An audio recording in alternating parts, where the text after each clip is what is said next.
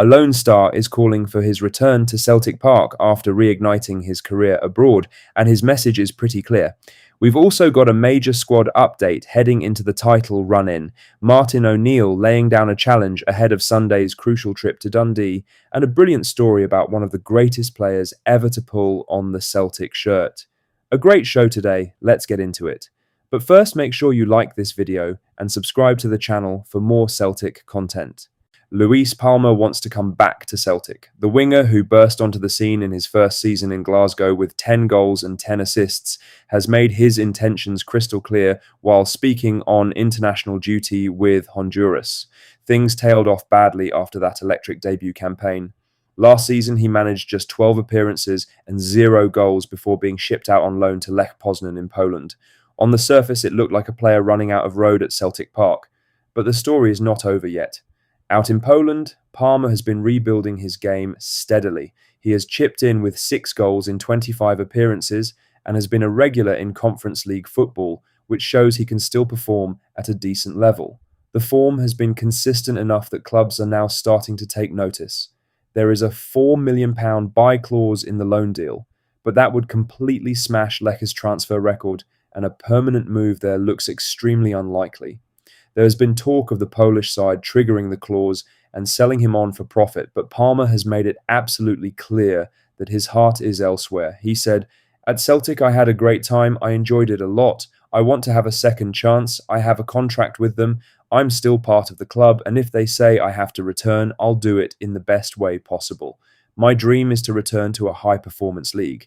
Now for the main story, as Celtic midfielder Odin Thiago Holm looks set to head back to Norway on loan, with Vålerenga moving to bring him home before the transfer window closes.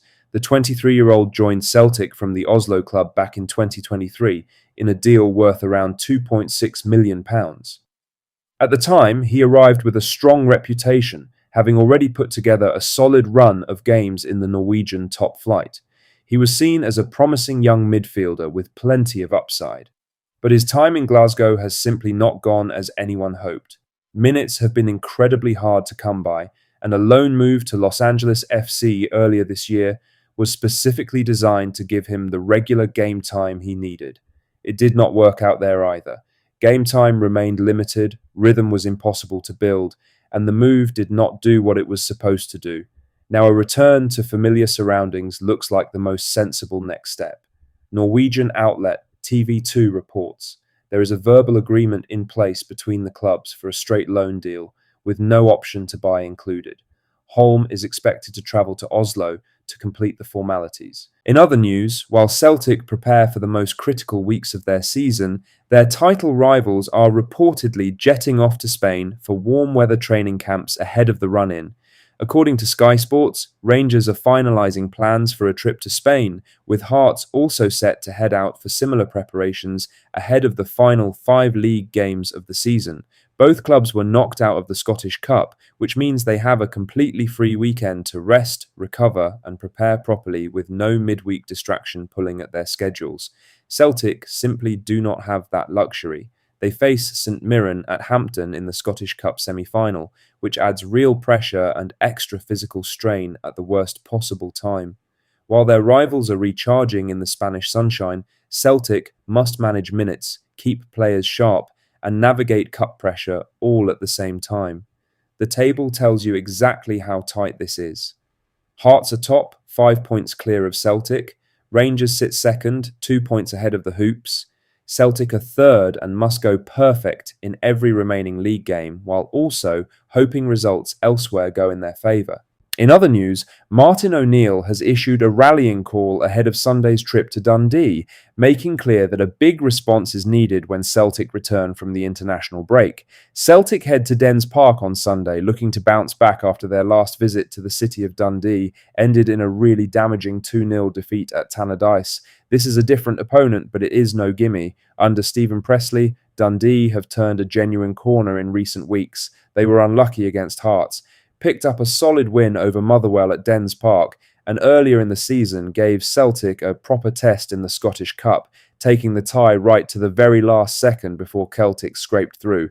O'Neill is absolutely not taking them lightly. He told Celtic TV, Dundee played exceptionally well against us in the Scottish Cup. They played very well, and in a lot of subsequent games, they've been well and truly in the picture.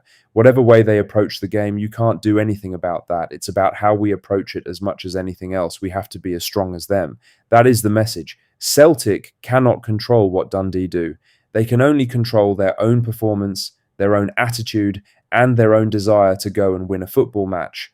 After a flat and frankly worrying display at Tannadice, the character of this squad is under real scrutiny. Celtic are 5 points behind Hearts with 6 games left. Lose on Sunday and the title is effectively over. Win and at least the conversation stays alive heading into the split. There is no room for another slip-up. Lastly, Neil Lennon has opened up about the moment Shunsuke Nakamura arrived at Celtic and the effect it had on the whole club. The pair were reunited at Celtic Park recently, and Lennon could not hide how much it meant to him. In typical fashion, he actually hid inside the stadium before jumping out to surprise Nakamura when he arrived for a visit. The clip went viral almost immediately, and it is very easy to see why. The warmth between the two of them was completely genuine. But it was what Lennon said afterwards about what Nakamura actually meant to that Celtic team that really stood out. He said everywhere in the crowd there'd be Japanese flags everywhere, and then we'd come out of the stadium and they'd all be waiting for him. He was like Beckham. It all changed when Naka came. We were a little bit like that, and then Naka came, and then we just started to go like that again. Him and Artur Boruc, the goalkeeper. And then once he got in and got playing, the team just went like that.